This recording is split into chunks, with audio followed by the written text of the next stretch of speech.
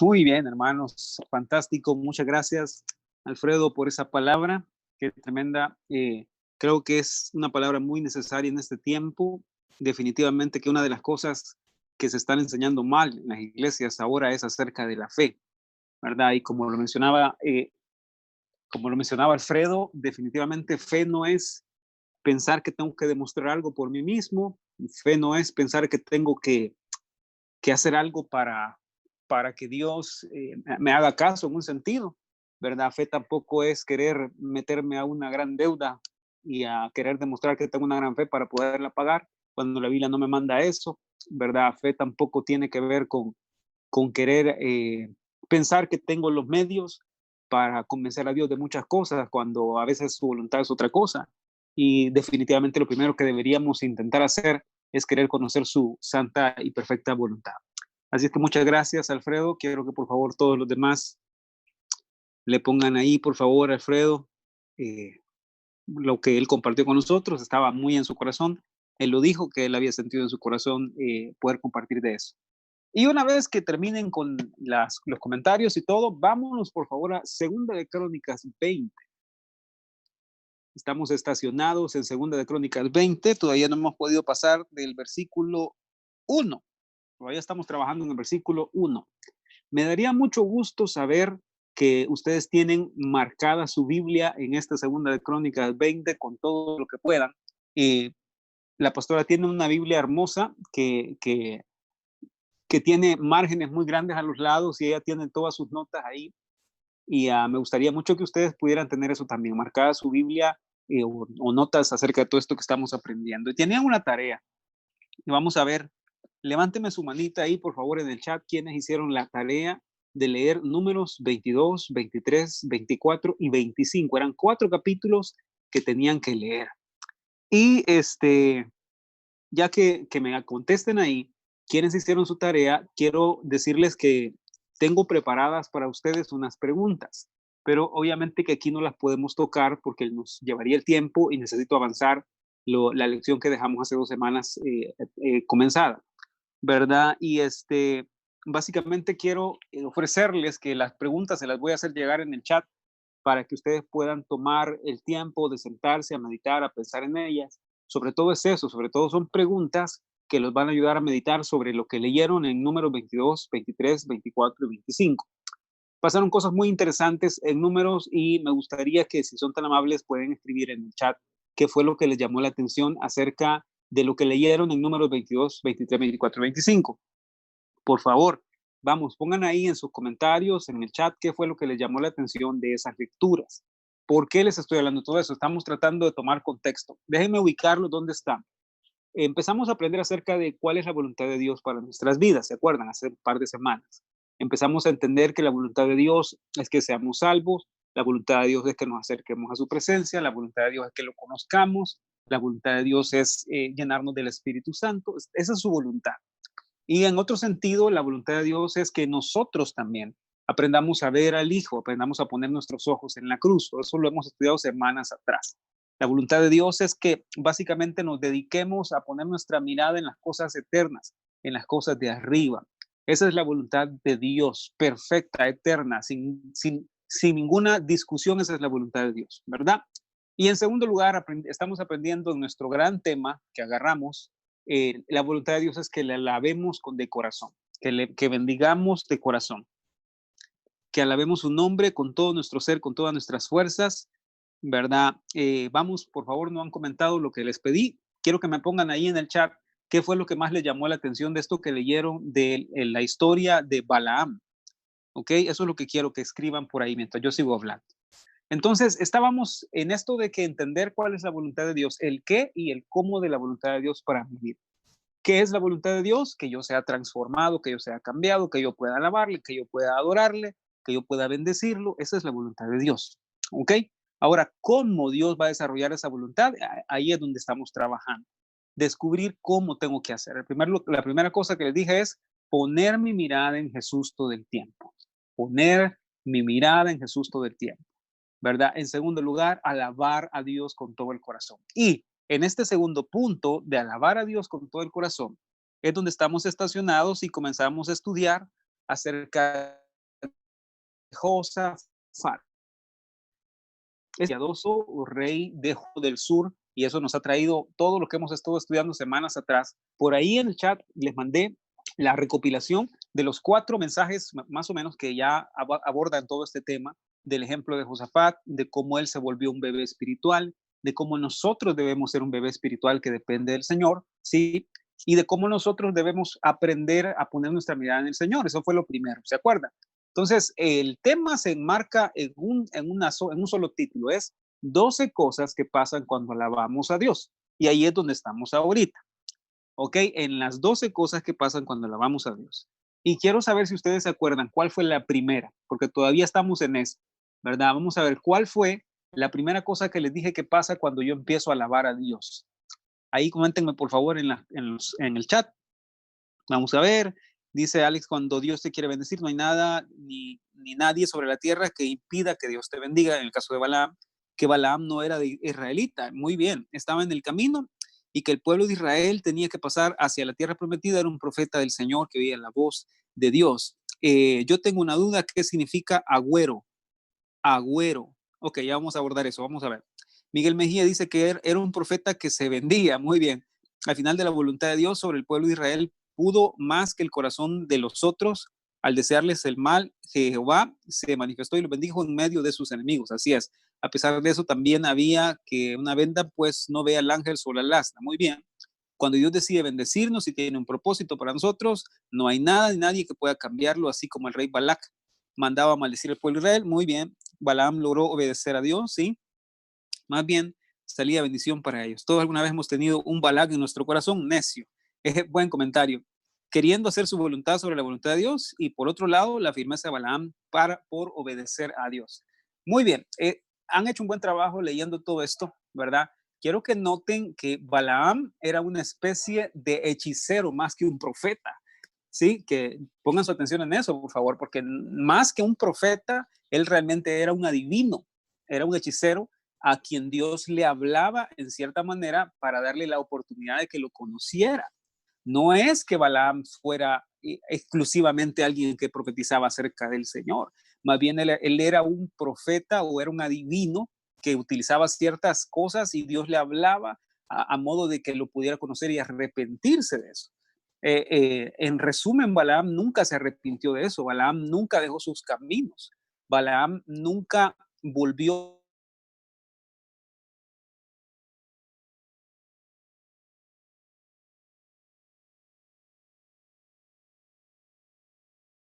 Más adelante, Balaam incitó al pueblo de Israel a que se fueran tras otros dioses, como lo encuentra en el número 25. Eso quiere decir que Balaam nunca se arrepintió, Balaam nunca conoció al Señor. Y otro indicio de eso lo encontramos en Apocalipsis, cuando dice que la doctrina de Balaam ha prevalecido todavía en la iglesia de los últimos tiempos. ¿Y cuál es la doctrina de Balaam? La doctrina de Balaam es las ganancias deshonestas, ¿ok? Esa es la doctrina de Balaam. Vamos a ver.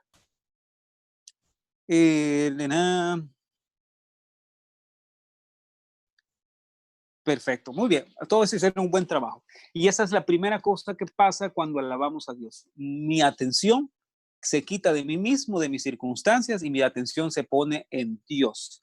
Y entonces empiezo a tener paz, empiezo a tratar de entender quién es Él y quién soy yo. Esa es la primera cosa. Y ahí estamos trabajando. Entonces, el mensaje de esta noche voy a continuar con el que dejé hace 2 semanas. Y hace 2 semanas les estaba hablando de los moabitas. Vámonos al versículo 1, por favor, de Segunda de Crónicas 20. Muy bien, han hecho un excelente trabajo, hermanos. Versículo 1 dice, pasadas estas cosas, aconteció que los hijos de Moab y de Amón, y con ellos otros de los amonitas, vinieron contra Josafat a la guerra. Ahí estamos en ese versículo 1 y todavía estamos entendiendo quiénes eran estos enemigos y por qué Josafat tuvo que poner su mirada en Dios y no en sus enemigos y no en las circunstancias. Bien, entonces aquí están dos, dicen los hijos de Moab y dice los hijos de Amón y dice otro de los amonitas. ¿Quiénes eran esos otros de los amonitas? Ya se los mencioné, eso está en el versículo 10. Cuando dice ahora, pues he aquí los hijos de Amón y los de Moab y los hijos del monte de Seir, ¿ok? a cuya tierra no quisiste que pasase Israel cuando venía de la tierra de Egipto, sino que se apartase de ellos y no los destruyese. Ok, entonces ahí están, esos son los terceros enemigos de Josafat. Entonces esta noche vamos a estudiar con la ayuda de Dios estos tres enemigos. ¿Quiénes fueron estos tres enemigos? Ya empezamos a ver de dónde proviene Moab, de dónde proviene Amón, y ahora tal vez, si el Señor lo permite, si no el jueves, otro día, les voy a enseñar de dónde proviene Seir y qué es lo que significa cada una de estas cosas. Porque, ¿qué creen? Y aquí pueden poner sus notas en lo que les voy a decir. Estos tres enemigos, estos tres personajes nos hablan de la carne y nos hablan de enemigos que se van a levantar para querer evitar, para querer obstaculizar que la voluntad de Dios se forme en nosotros, o mejor dicho, que cumplamos la voluntad de Dios. Más específicamente, estos enemigos se van a querer oponer y se van a querer enfrentar a nosotros para que nosotros no lleguemos a ser la esposa del Cordero. Y la semana antepasada les enseñé que Moab representa mi orgullo, ¿sí? Moab representa mi orgullo.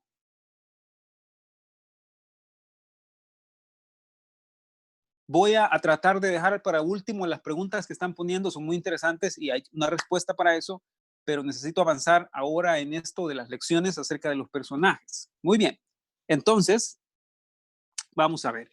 Moab representa mi orgullo. Representa, les dije, representa el hecho de decir, yo lo sé, yo ya sé cómo hacerlo, a mí nadie me puede decir cómo hacerlo, yo entiendo bien qué es lo que tengo que hacer. Eso significa Moab en mi vida. Entonces, les decía, ¿cuántas veces hemos sido o hemos tenido estos moabitas en el corazón y hemos tenido esta actitud en nuestro corazón de decir, nadie me puede decir lo que tengo que hacer, yo ya sé qué es lo que tengo que hacer? Si a alguien le ha pasado eso, levánteme su mano, por favor. ¿A alguien le ha pasado eso alguna vez? Que sentimos en el corazón que nadie nos puede decir nada porque ya la sabemos de todas. Esos son moabitas en el corazón. Y ellos tienen la intención de evitar que lleguemos a la Nueva Jerusalén. Tienen la intención de evitarnos que lleguemos a ser la esposa del Cordero, por supuesto que sí. Todo lo que provenga del orgullo tiene la intención de evitarnos llegar a la Nueva Jerusalén. Bien, entonces, estos tres enemigos, ahí vamos a estar trabajando y Dios mediante pronto vamos a pasar a la segunda cosa que pasa cuando alabamos a Dios, pero hasta que Dios quiera vamos a estar aquí aprendiendo acerca de estos tres ilustres personajes. Bien, la semana antepasada también les dije que les iba a traer la definición de los nombres, por si lo quieren apuntar, ¿ok? La palabra Moab o el nombre Moab significa de su padre. Si lo están apuntando, significa de su padre. También significa de su semilla o de la semilla del padre.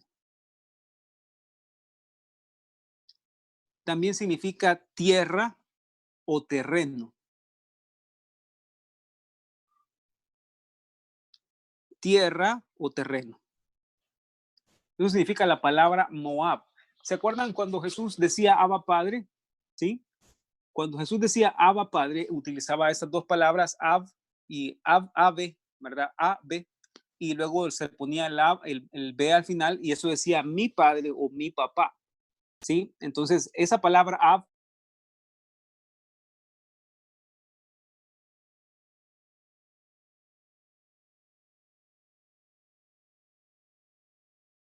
eso lo encuentran en Génesis 19. ¿Quién fue Moab? Moab fue el hijo del incesto de la hija de Lot con Lot, es decir, pariente de Abraham. Voy a enviarles, si el Señor permite, ahora en la noche o mañana más tardar, las preguntas que les dije acerca de lo que leyeron en Números para que tengan un ejercicio mental de poder ejercitar, valga la redundancia, su pensamiento, su mente, pensando en estas cosas. Bien, les voy a dar otras citas para que las puedan ir anotando y me hacen el favor y se comprometen a buscarlas y a leerlas por su propia cuenta. Les voy a dar algunos datos de esta tierra de Moab para que tengan idea de quiénes fueron, para que no quede ese vacío. ¿Ok? Esta gente de Moab era pariente de Israel, era pariente de los hijos de Israel. ¿Sí? Y Balak era de Moab y contrató a este hombre del que hablábamos, Balaam, para que maldijera a Israel. Miren qué intenciones tenía Moab en contra de Israel. Maldecirlo, ¿verdad? Maldecirlo, que fuera destruido, sin razón ni motivo alguno, ¿verdad? Otra más. Moab, oigan esto, sedujo a los hombres de Israel los moabitas sedujeron a los hombres de Israel para que adoraran otros dioses. ¿Ok? Otro dato más, no sé si sabían esto, pero Moisés murió en un monte que se llama Pisga o Pisgá. Y ese Pisgá pertenece a la tierra de Moab. Quiere decir que Moisés murió en la tierra de Moab. Esto se lo di también la semana antepasada, me parece. Moab o los hijos de Moab también hacían sacrificios humanos. Segunda de Reyes 3, 26 y 27. Segunda de Reyes 3, 26, 27. Los hijos de Moab hacían sacrificios humanos. Miren qué tremendo. Esos son enemigos de Israel, nuestros enemigos en la carne, ¿verdad? También representan los enemigos con los que nos enfrentamos. ¿Siguen ahí, mis queridos hermanos? Me parece que solo 6 personas están conectadas, ¿no? Ah, muy bien. Sí, vamos bien. Otra más, otro dato más acerca de esta gente tan extraña que estaba. Miren, Moab, por si no sabían, subyugó y dominó a Israel por 18 años en la época de los jueces. Eso lo encuentran en Jueces capítulo 3. 18 años los moabitas se ensañaron con los israelitas a hacerles la vida imposible, a maltratarlos, a dominarlos. Jueces 3, Jueces capítulo 3, todo el capítulo 3. Y ahí fue que el Señor levantó a este juez que se llamaba Ehud, ¿verdad? Y quien mató al rey Eglón. Y básicamente todo lo que pasó fue el que el Señor los liberó de estos moabitas en esa ocasión, ¿verdad? Este dato también creo que ya se los había dado. Ruth, han hablado mucho de eso, la pastora Susi. Ruth era moabita. Quiere decir que Ruth fue ancestro del el rey David y también por ende del Señor Jesucristo. Quiere decir que en el linaje del Señor Jesucristo hay sangre moabita. Tremendo, ¿verdad? Hay sangre moabita porque viene de la línea de Ruth. ¿Ok? Ahora oigan esto. David hizo alianza con un hombre moabita. ¿Sí? Eso lo encuentran en Primera de Samuel, capítulo 22, versículos 3 y 4. ¿Están tomando notas? Primera de Samuel, capítulo 22, 3 y 4.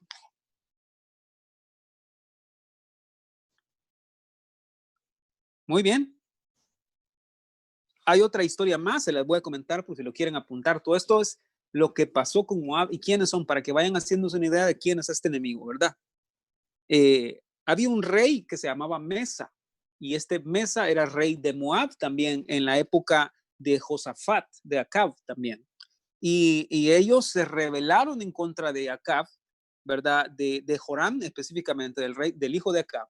Y entonces fue que hicieron alianza con Josafat para tener otra guerra. O sea que la guerra de Segunda de Crónicas no fue la única guerra que libraron los moabitas contra los israelitas, imagínense ustedes. O sea, siempre se volvían a levantar y volvían a querer pelear en contra de Israel. ¿Eso les habla acerca de algo, mis queridos hermanos? ¿Les suena muy conocido eso a ustedes? Que la carne la vencemos, se vuelve a levantar, la vencemos, se vuelve a levantar, la vencemos, se vuelve a levantar. Y yo en muchas ocasiones les he dicho, les he enseñado que nuestra carne, mis queridos hermanos, lamentablemente va a estar con nosotros hasta el día que Cristo venga o hasta el día que nos muramos. ¿Sí?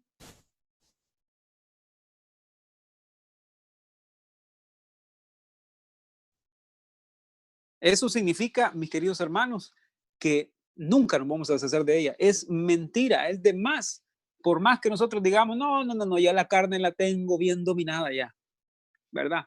No, la carne a mí ya no me afecta. A mí ya no me afecta pensar en esto, ya no me afecta ver aquello, ya no me afecta enojarme, ya no me afecta no perdonar, porque yo ya tengo la carne bien dominada. Y cuando venimos a sentir, los hijos de Moab se volvieron a levantar y volvieron a hacer guerra. ¿Sí? Solo estoy confirmando que todos estén por ahí conectados. ¿Ok? Otra más, miren. Moab se reconoce en la literatura de los profetas, como Ezequiel, Jeremías, como una ciudad que, oigan esto, empezó a desaparecer, a perderse, a quedar destruida a causa de su maldad. Todo eso, les voy a dar estas citas. Van a encontrar todo esto en Isaías capítulo 15 y 16. Isaías 15, 16. No estamos leyendo todos estos textos porque estamos haciendo un trasfondo de todo lo de Moab, ¿verdad? Jeremías 48, 2 habla de cómo Moab fue castigado y fue siendo destruido poco a poco y disipado. Ezequiel capítulo 25, repito, Isaías 15 y 16. Jeremías 48, 2, Ezequiel 25, del 8 al 11, van a encontrar todo eso. Léanlo, por favor. Agarren este bosquejo de lo que yo les estoy dando y pónganse a ver qué fue lo que hicieron los hijos de Moab para que puedan entender mejor cómo esa parte de nuestra carne, que significa orgullo, se va a levantar una vez más y una vez más a pelear contra nosotros. Y en último vamos a leer Amón 2 del 1 al 3. Perdón, Amós. No, Amón no. Amós. Amós 2 del 1 al 3. Y me confundí porque aquí abajo sigue Amón. Ahorita vamos a estudiar los hijos de Amón. Entonces, hermanos, ¿queda claro quiénes son los hijos de Moab o quiénes fueron? Hay muchas más referencias históricas. Ellos aparecen una y otra vez, ¿sí? Pero el hecho es que fueron personas que quisieron estorbar, quisieron obstaculizar, quisieron impedir que los israelitas llegaran a la tierra prometida. Figura de la carne, figura del orgullo, que lo único que quieren, mis queridos hermanos, es evitar que nosotros lleguemos a la nueva ciudad, que nosotros lleguemos a ser la esposa del Cordero. Entonces, díganme ustedes si no es cierto y no es verdad que nuestra carne todo el tiempo se va a querer oponer a que nosotros alcancemos a llegar a la meta. Por supuesto que sí. Nuestra carne toda la vida se va a querer oponer a que nosotros lleguemos a la meta. Y eso es lo que hacen los hijos de Moab. Bien, entonces avancemos, por favor. Perdón, dije Ezequiel 25, del 8 al 11. Ezequiel 25, del 8 al 11. ¿Vamos bien? Y la última cita que les di fue Amós del 2, Amós capítulo 2, del 1 al 3. Por favor, se los pido de la forma más encarecida posible. Lean estas citas que les estoy dando. Por favor, se los pido. ¿Sí? Léanlo en sus casas. Tomen estas notas y vean y vayan comparando lo que les estoy diciendo. Por favor, se los pido. Porque de verdad, por tiempo no me puedo detener más ahí. Necesito avanzar a lo siguiente porque vamos camino a entender cómo derrotar a estos enemigos en el nombre del Señor. Bien, entonces ahí tienen, esos eran los hijos de Moab. Ahora pasemos a los hijos de Amón.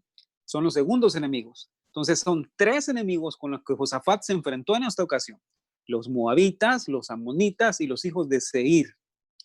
Ahora, el nombre Amón, vamos, escriban número 2, Amón. El nombre Amón o Benamí, ¿verdad? Que es el nombre que se da en Génesis 19, significa hijo de mi gente. Significa de mis allegados. Y escuchen esto, literalmente significa innato o no nacido. Tremendo, ¿verdad? Ahora, esta palabra es muy interesante porque la palabra Amón proviene de la palabra hebrea que significa pueblo, que significa tribu. ¿Ok?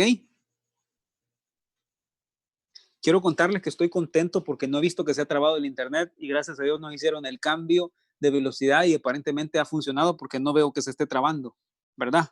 Confirmen, por favor. Muy bien, entonces, ¿quién fue este Benamí? ¿Quiénes fueron estos amonitas? Una vez más, ya sabemos que en Moab fue el primer hijo del incesto de la hija mayor de Lot con Lot. Y Benamí o Amón fue el segundo hijo de Lot con su hija menor. Entonces los 2 hijos son producto del incesto. Ahora, estos de Amón son tremendos, hermanos. Ahorita van a ver ¿Qué pasa con todos estos? Los amonitas y los moabitas se mencionan frecuentemente juntos porque eran muy cercanos, eran familiares, eran muy de hacer juntos las cosas. Guerra que iba a Moab, guerra que iba a Amón, ¿sí? En un problema que se metía Moab, en ese problema estaba metido Amón, porque siempre funcionaban juntos, ¿ok? Y aparecen como aliados toda la vida, de hecho, cuando ustedes lo van a estudiar, ¿verdad? Ahora, lo que va a pasar aquí en Deuteronomio capítulo 2, por favor, vámonos para allá. Deuteronomio capítulo 2. Me he ido lo más despacio que he podido para que quede lo más claro que pueda, ¿verdad? Para que no haya mucha confusión ni problemas. Deuteronomio 2, 19.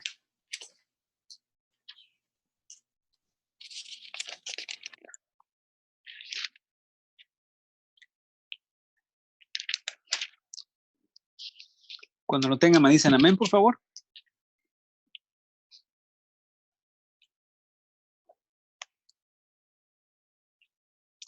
Dice, y cuando te acerques a los hijos de Amón, este es Dios hablando, ¿verdad? No los molestes. Oigan esto, ni contiendas con ellos, porque no te daré posesión de la tierra de los hijos de Amón, pues a los hijos de Lot la he dado por heredad.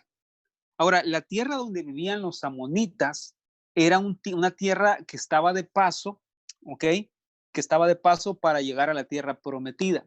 Entonces, Israel, cuando intentó pasar por donde estaban los amonitas, Dios les dijo que no se metieran con ellos, que no les hicieran guerra, que buscaran hacer la paz porque eran hermanos, eran familia. Si se recuerdan, Lot era primo o sobrino de Abraham y era familia con los hijos de Israel, los amonitas y los moabitas. Entonces Dios tuvo la intención de que estos pueblos de alguna otra forma lo conocieran, que estos pueblos fueran influenciados por Israel a modo de que pudieran conocer al Señor. Pero sorpresa, ¿qué creen que pasó? Lo que pasó fue que los moabitas y los en el mundo, hay que tener mucho cuidado con cómo hacemos alianzas allá afuera. A mis queridos hijos jóvenes, ¿cuántas veces les hemos dicho no traigan noviazgos misioneros? ¿Sí me entienden? De verdad. Ahora, lo que pasó con esto fue que Dios les dijo a los israelitas, miren, no se metan con Amón porque son sus hermanos, son familia de ustedes, déjenlos en paz, ya van a tener su oportunidad ellos de poder conocerme a mí. Pero tristemente los hijos de Amón, los amonitas, lo que hicieron fue hacer guerra con los hijos de Israel. Se levantaron y empezaron a hacer pleito y en lugar de ayudarles, lo que empezaron a hacer fue a levantarse, a no darles permiso de pasar, a empezar a, en lugar de darles agua, les empezaron a querer vender el agua a unos precios exorbitantes, etcétera, etcétera, ¿verdad? Ahora, otra referencia que encuentran aquí de los amonitas es, por ejemplo, que ellos decían que la tierra era para ellos. Eso lo encuentran en Jueces capítulo 11. Ellos reclamaban la tierra como para ellos. Esto sí lo vamos a ver, por favor, Jueces 11:13. Vamos bien, hermanos, son las 9 de la noche. Un ratito más vamos a estudiar. Juan 11:13. Perdón, disculpen, Jueces 11:13. Ahora este es el rey de los amonitas que le está contestando a uno de los jueces de Israel, Jefté, y le dice, el rey de los amonitas respondió a los mensajeros de Jefté, por cuanto Israel tomó mi tierra, oigan, cuando subió de Egipto desde Arnón hasta Jaboc y el Jordán, ahora pues, devuélvela en paz. ¿Oyeron eso? O sea, los amonitas estaban diciendo en pocas palabras, Israel se fue a agarrar la tierra que nos pertenecía a nosotros. Quitaron la tierra que había en nosotros. Ahora, ¿qué creen? Amón representa en nosotros también la carne, pero representa otro tipo de orgullo, el segundo tipo de orgullo. Voy a explicar ahora esto con la ayuda del Señor, ¿ok? Los moabitas representan el orgullo de revelación y los amonitas representan el orgullo de redención. Voy a repetir eso otra vez. No se preocupen, voy a explicar estos términos de la forma más detallada posible. Los moabitas representan el orgullo de revelación y los amonitas representan el orgullo de redención. Son dos cosas diferentes. Ahora, anoten esto también, por favor. Los amonitas, queridos hermanos, eran un pueblo realmente agresivo, violento y rebelde. Los amonitas eran un pueblo agresivo, violento y rebelde. Y miren qué impresionante era David, porque a David lo habían ayudado los moabitas, lo ayudaron, les di la cita, y también lo ayudaron los amonitas. Imagínense ustedes, lo ayudaron los amonitas en una parte de su vida. Eso lo encuentran en 2 de Samuel, capítulo 10. Había un hombre que se alió con David en cierta forma y lo protegió y lo cuidó. Ese hombre se llamaba Nahas. Ahora, como les digo, miren, he tratado la manera de irme lo más despacio que pueda, porque sé que hay muchos nombres, sé que hay muchas cosas y hay gente que termina con un dolor de cabeza aquí porque dice tantos nombres y tanto que reina no sé quién, y Nahas de no sé qué, y que Amón de no sé qué. Pero van a ver poco a poco cómo estas características, estas descripciones nos hablan de la carne con la que nosotros nos enfrentamos. ¿Ok? Se los voy a dar rapidito esto para que tengan ahí en sus notas. Miren, eran tan violentos los amonitas que ellos ofrecieron sacarle un ojo a todos los de Jabes de Galaad. Eso lo encuentran en 1 de Samuel 11. Oigan eso. Miren qué tipo de personajes eran estos. 1 de Samuel 11. Los amonitas amenazaron con sacarle un ojo a la gente de Jabes de Galaad. O pueden poner Galaad si quieren nada más. 1 de Samuel 11, 2. Oigan esto, cometían crímenes horribles, cometían homicidios. Eso lo encuentran en Jeremías capítulo 40, versículo 14. Deberíamos leer ese, fíjense. Vámonos a Jeremías capítulo 14. Me parece que no voy a alcanzar a darle los hijos de Seir ahora. Jeremías 14. Disculpen, perdonen, Jeremías 40 es. Perdonen, Jeremías 40, 14. Era al revés.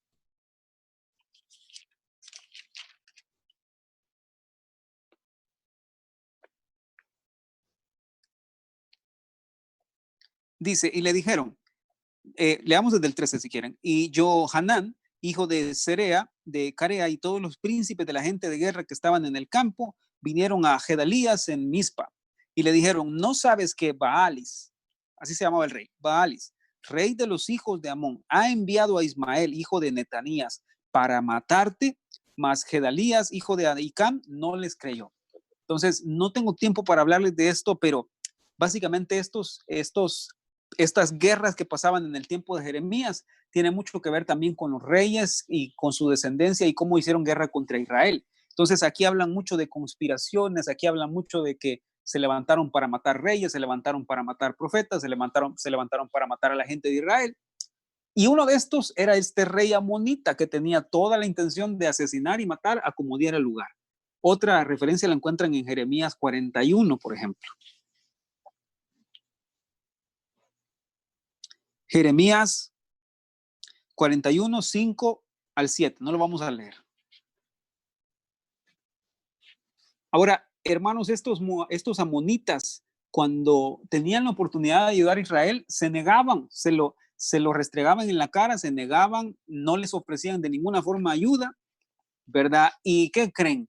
¿Se acuerdan del relato de cuando los moabitas llamaron a Balaam para que maldijera a los israelitas? ¿Quién creen que estaba en medio también? Los amonitas, bingo. Los amonitas estaban a la par de los moabitas incitando a que maldijeran a Israel. Miren qué tremendos primos que tenían, ¿verdad? Qué tremendos familiares. Eso lo encuentran en Deuteronomio capítulo, déjenme ver, 23. Deuteronomio 23. Ahora, este es el más importante que les voy a dar. Les estoy dando datos información de las características de estos personajes. Ya les di los de Moab, ahorita estamos en Amón, pero oigan esto, porque en los tiempos de Nehemías, ¿sí saben qué fue lo que pasó en los tiempos de Nehemías? Vamos a ver, mis queridos hermanos que les encanta leer la Biblia, ¿qué pasaba en tiempos de Nehemías? ¿Qué estaba sucediendo? ¿Qué fue? ¿Por qué fue famoso Nehemías? Le vamos a dar chance hasta a la pastora que conteste aquí. ¿Qué pasaba en los tiempos de Nehemías? ¿Qué era lo que estaba sucediendo en la historia? ¿Para qué estaba usando Dios a Nehemías? Vamos a ver. Muy bien, la pastora dice para reconstruir el templo, la ciudad, los muros de la ciudad, que estaba destruida a causa de que había sido conquistada muchos años atrás, exactamente. Ahora, ¿qué creen? Aparecen los amonitas otra vez. Y parece que es esta naturaleza carnal que una y otra vez se despierta, se levanta, se cae, se levanta, la vencemos, se vuelve a levantar, la derrotamos y se vuelve a levantar. Y así está. Estos amonitas se aliaron con un hombre que se llamaba Sanbalat. ¿Y qué creen que estaban haciendo? Les voy a dar la cita, por favor, no lo vamos a leer. Nehemías capítulo 2, del 10 al 19. Si contestaron correctamente, estaban en el exilio, muy bien, estaba reconciliando y reedificar el templo, bien, reconstruyendo los muros. Nehemías fue todo eso. Deberían de leerse el libro de Nehemías, es precioso. Pero oigan esto, porque en lo mejor de estar Nehemías haciendo todo lo que tenía que hacer para reedificar los muros, para reedificar la ciudad, hubo un hombre que se llamaba Sanbalat. Y este hombre se unió con los ilustres y famosos amonitas. ¿Y qué creen que estaban haciendo? Estaban buscando hacer todos los métodos y medios posibles para que Nehemías no pudiera reedificar la ciudad, o los muros de la ciudad. ¿Oyeron eso? Entonces, es mi deber decírselos esta noche. La carne va a buscar todos los medios, aliarse con quien se quiera aliar y con quien se tenga que aliar para evitar que la ciudad sea formada en nuestro corazón. Bien, apuntaron eso. Les dije Nehemías capítulo 2, del 10 al 19. Y por cierto, esta gente de los amonitas eran fieles devotos a un dios que se llama Moloch. También se lo quieren poner. Eran idólatras, eran gente que eran fieles devotos, fieles seguidores de este Moloch. Y a este dios Moloch era que le ofrecían sacrificios humanos también.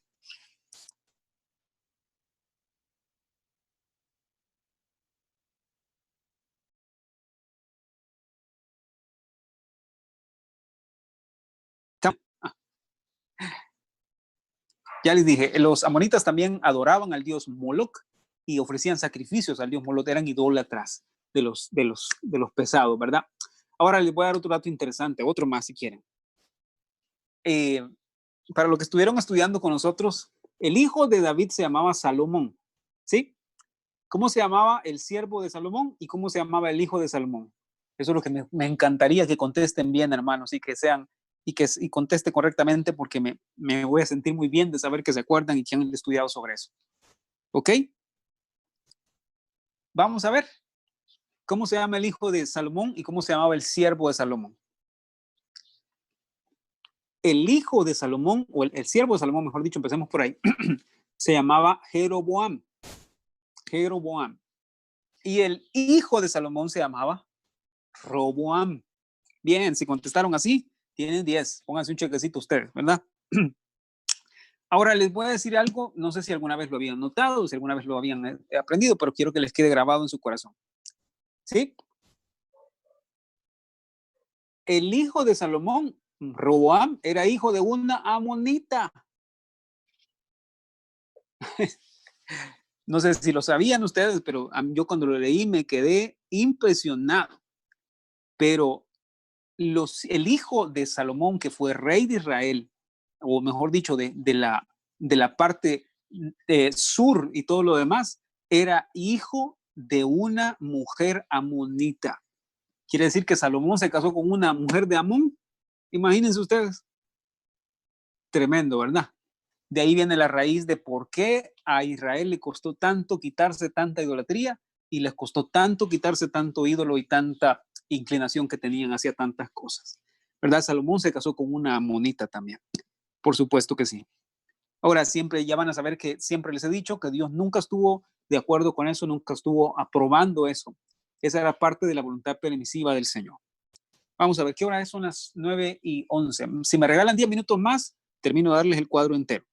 Dice, Dios juzgó a los amonitas por sus pecados y principalmente porque lo que hicieron constantemente fue hacer guerra y hostigar y estorbar a Israel, ¿verdad? Y eso lo encuentran profetizado en Ezequiel 25. Ahí está la profecía de cómo Dios iba a destruir a los amonitas. ¿Ok? Entonces, ahora voy a pasar a mi pantalla, a mi pizarra, y les voy a escribir una cosa para que terminemos con este dibujito y podamos seguir el jueves o el otro día que nos corresponda este tema y vamos a poder tratar la manera de ya unir los tres enemigos. Ahorita les di a los moabitas, a los amonitas y van a ver qué es lo que representa esto. Bien, voy a compartirles mi pizarra. Vamos a ver.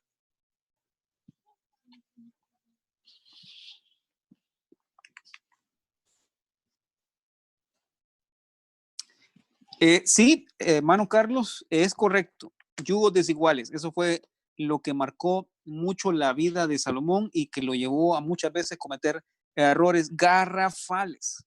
Garrafales. Se metió en yugo desigual. Por supuesto que si la Biblia nos habla a no unirnos en yugo desigual. Y eso fue lo que él hizo, precisamente. ¿Verdad? Ahora vamos a dibujar nuestras queridas y famosas balanzas que aprendimos de la hermana Hicks, por supuesto. Y voy a explicarles aquí en este punto quiénes eran estos personajes. ¿Ok? Y vamos a colocar por aquí arriba a los hijos de Moab. Bien, creo que se ve bien, no se ve, no se mira que no está centrada la imagen ni nada por el estilo. Voy a colocar por aquí a los hijos de Amón y voy a colocar aquí a los hijos de Seir. Bien, tres personajes. Ahora, como les dije, no vamos a alcanzar a hacer todo esto, pero al menos les voy a introducir el tema de qué es lo que representa cada uno de ellos dentro de nuestra carne. ¿Sí? Esto de los moabitas, voy a poner en otro color para que vean, se llama orgullo de revelación. No se preocupen, se los voy a explicar todo detenidamente más adelante. Me parece que en la próxima lección. Por eso no tienen que perdérselo, tienen que venir y estudiar con nosotros. ¿Ok? Los hijos de Amón representan orgullo de redención. Y por supuesto que los hijos de Seir representan orgullo de satisfacción.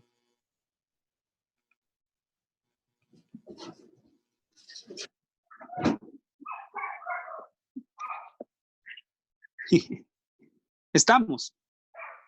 Los hijos de Moab representan orgullo de revelación, los hijos de Amón representan orgullo de redención y los hijos de Seir representan orgullo de satisfacción. Y como les repito, van a ver, lo vamos a ver todo detenidamente. Hasta ahora les he explicado quiénes son estos y les he explicado quiénes son estos, los de Moab y los de Amón. Nos falta Seir todavía, eso lo vamos a ver en nuestra próxima lección. Pero si tuviéramos que resumir algo, voy a ponerlo en otro color por aquí. Si tuviéramos que resumir algo, diríamos que Moab en nuestra carne o nuestro orgullo de revelación significa yo sé, entre comillas, qué hacer y cómo hacerlo.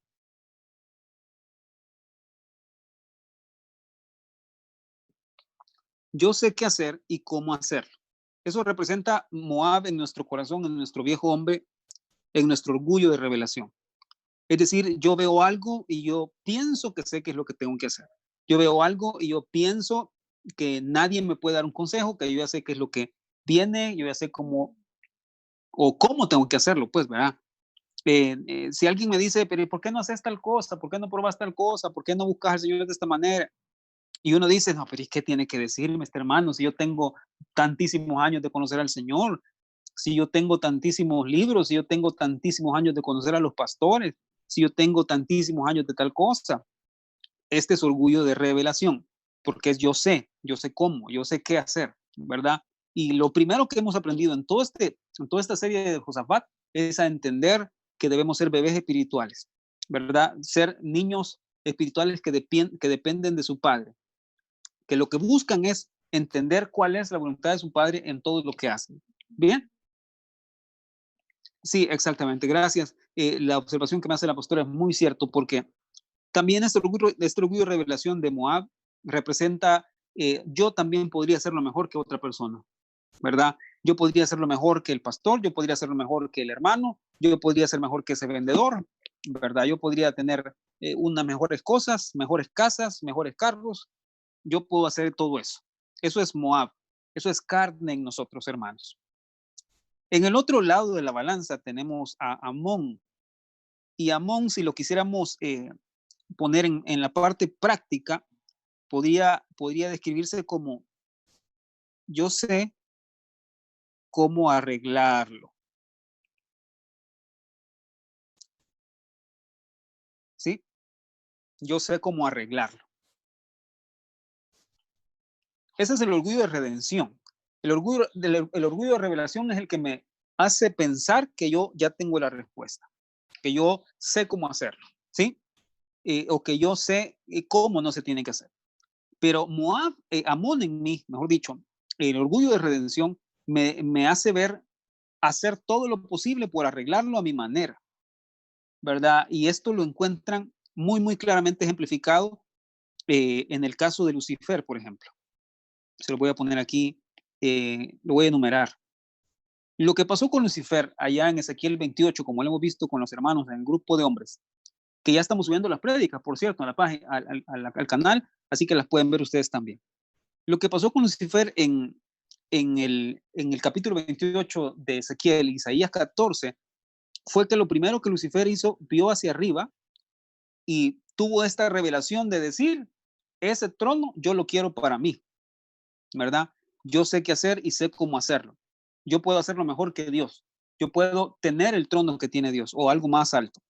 Luego pasó a esta parte del orgullo de redención cuando dijo, lo que voy a hacer es subiré y me sentaré en el trono, en el trono alto, ¿verdad? En el trono sublime, eterno, majestad. Me voy a sentar en ese trono, voy a convencer a un montón de ángeles para que se vengan conmigo, ¿sí? Y en tercer lugar, el orgullo de satisfacción es, cuando lo consiga, me voy a sentir bien, ¿sí? Cuando lo consiga, me voy a sentir bien. Entonces, esto se podría resumir, el orgullo de satisfacción en una frase, se podría resumir como, sé que me hará feliz. Por supuesto que no es una felicidad eterna, sino es una felicidad pasajera. Bien, ¿estamos, mis queridos hermanos? Entonces, vean qué importante es esto, porque esto fue en lo que le pasó a Lucifer. Primero tuvo orgullo de revelación para ver qué es lo que estaba pasando y que a dónde quería llegar. Luego tuvo orgullo de redención porque ideó el plan, ideó la forma en la que él pensaba que lo iba a lograr, cómo iba a arreglar las cosas. Y en tercer lugar, dijo, esto es lo que me va a hacer feliz a mí. ¿Sí? Ahora, eso es lo único que quería dibujarles por ahora. La otra semana voy a dedicarme, mejor dicho, la próxima lección, voy a dedicarme específicamente a desglosarles con actitudes y con cada una de las características, cada uno de estas partes o formas del orgullo en que el orgullo se manifiesta. Entonces, hermanos, voy a dejarnos con lo siguiente. Vamos a dejar de seguir para nuestra próxima lección, pero necesito que entiendan una cosa. Estos enemigos, les dije desde un principio, tienen el propósito, tienen el plan, tienen la intención de detenernos, tienen la intención de obstaculizar el camino para que no seamos la esposa del Cordero, para que no lleguemos a nuestra patria celestial, para que no lleguemos a la Nueva Jerusalén. Y dense cuenta de esto, porque no les estoy hablando de su hermano, no les estoy hablando de su vecino, no les estoy hablando ni siquiera de su esposo, ni de su esposa, les estoy hablando de ustedes, de mí. Estas son actitudes que tenemos en el corazón. Estas son actitudes que tenemos en nuestra carne. Esta actitud de yo lo sé todo, yo lo puedo todo, yo lo conozco todo, yo sé cómo arreglarlo, a mí nadie me puede decir nada, yo sé cómo hacerlo mejor, yo lo puedo hacer mejor que mi esposo, yo lo puedo hacer mejor que el pastor, yo lo puedo hacer mejor que tal, tal, tal, tal, tal. Son actitudes que vienen de nuestro corazón, ¿sí? Son actitudes que van a buscar a toda forma y en toda medida impedir que nosotros lleguemos a ser la esposa del Cordero. Y específicamente, si se dan cuenta y estudian las citas que les di, se van a dar cuenta que eran enemigos implacables, eran enemigos que no se detenían nunca, que como les digo, los vencían y volvían a levantarse, los vencían y volvían a levantarse. Josafat los venció y volvieron a levantarse a hacer guerra. ¿Sí? Entonces, dense cuenta, por favor, que esta parte de nuestra carne, esta parte de nuestra naturaleza, siempre va a estar presente levantándose a hacer guerra para impedir que nosotros lleguemos. Se dan cuenta cómo a Nehemías los amonitas le quisieron estorbar a tal grado de que no pudiera reedificar los muros. Hermanos, si ustedes tienen ruinas en su corazón y están queriendo reedificar algo y levantarse una vez más y acercarse al Señor y venir delante de la presencia del Señor y buscarlo en oración y buscarlo en la palabra y reedificar las puertas, los muros, les tengo una noticia. Prepárense, los amonitas se van a levantar en su corazón. ¿Sí? Prepárense, los moabitas se van a querer interponer entre que usted quiera llegar a un lugar y no llegue. Los moabitas, los amonitas se van a levantar en el corazón. Por eso es tan importante lo que estamos estudiando, porque con la ayuda del Señor vamos a poder ver cómo Josafat los venció en esa ocasión y cómo nosotros podemos vencerlos también en nuestro día a día. Día a día. Amén. Entonces, si se dan cuenta, es una realidad en nuestra vida hoy. Es una realidad en nuestra vida hoy entender eso. Amén. Entonces es tremendo, mis queridos hermanos, pero entiendan que en esta batalla no estamos solos. En esta batalla tenemos al Señor de nuestro lado. En esta batalla, el primer paso que debemos dar es empezar a alabar y a bendecir al Señor, a quitar nuestra mirada de nuestras circunstancias, a quitar nuestra mirada de lo que está pasando, a quitar nuestra mirada de nosotros mismos. Porque en la medida en la que yo empiezo a verme a mí mismo, este orgullo empieza a surgir, empiezo a pensar que yo lo sé. Amén. Entonces, si se dan cuenta, esa fue la primera cosa, la clave que Josafat utilizó para empezar a vencer, fue reconocer que él no tenía la respuesta. Si se dan cuenta, por eso les digo, Josafat empezó a vencer a estos tres enemigos mucho antes de que la guerra empezara. Desde el momento en que puso su rostro en tierra y empezó a reconocer que él no lo sabía, que él no sabía cómo arreglarlo, que él no iba a encontrar satisfacción en nada de esto, el Señor le empezó a dar la victoria sobre los moabitas y los amonitas. Entonces, hermanos, quiero dejarlos con esa reflexión, por favor. Démonos cuenta de la guerra en la que estamos. Démonos cuenta de la batalla espiritual que estamos librando. Tenemos un enemigo afuera, y aprendimos del pastor Carlos en estos días. Hay dos frentes de batalla. El frente que está afuera, en el exterior, el enemigo, el mundo, y está aquí dándonos lata, dándonos lucha, batalla todos los días. Pero dentro del corazón también tenemos enemigos. Dentro del corazón también tenemos moabitas, amonitas, hijos de Seir, tenemos gigantes, tenemos reyes, tenemos naciones. Ahora, eso significa, mis queridos hermanos, que esta batalla nunca va a terminar. Esta batalla va a terminar hasta el día que nos vayamos con el Señor. Eso significa que nunca debemos dormirnos, nunca debemos quedarnos estáticos, pendientes simplemente de lo que está pasando. Tenemos que tomar acción y lo hacemos por medio de la alabanza. Lo hacemos por medio de cuando ponemos nuestra mirada en el Señor. Amén. Entonces, hermanos, quiero dejarlos hasta ahí, por favor, con esta reflexión hoy. Sé que ya es un poco tarde, sé que algunos van a cenar porque no han comido. Voy a dejarlo hasta aquí para no quitarles más tiempo en eso. Voy a dejar una pausa y vamos a continuar en nuestra siguiente lección viendo sobre los hijos de Seir. Pero vean qué montón de datos hemos tenido acerca de Moab y Amón para que veamos cómo opera, para que veamos cómo trabaja, para que veamos cómo quieren levantarse a hacer guerra contra nosotros y cómo en el nombre del Señor los podemos vencer. ¿Verdad? Tengamos cuidado, hermanos, con el orgullo. El orgullo es el padre de todos los demás pecados. Todo lo demás que hacemos es por orgullo, por enojo, porque me están quitando mi lugar, etcétera, etcétera. El perfeccionismo dice, nadie lo hará como yo. Es correcto, es tremendo, ¿verdad? Bueno, gracias a todos por estar aquí. Vamos a terminar y vamos a orar para despedirnos. Y gracias a todos. Las preguntas que dejaron aquí las voy a responder en el chat